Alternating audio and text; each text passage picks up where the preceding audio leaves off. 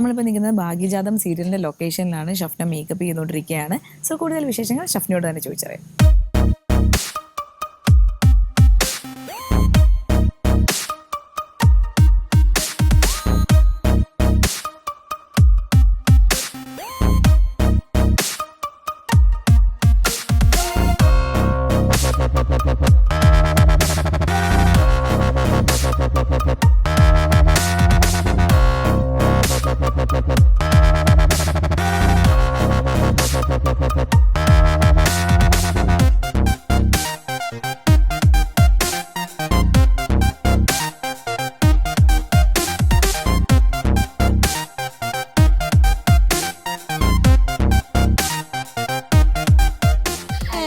വീണ്ടും ഇല്ല. അപ്പൊ മേക്കപ്പ് ഒക്കെ കഴിഞ്ഞു. പതിവിലും കൂടുതൽ സുന്ദരിയായിരുന്നു. അത് പിന്നെ പുട്ടി അടിച്ചിട്ട് നമ്മൾ നിറച്ചല്ലോ.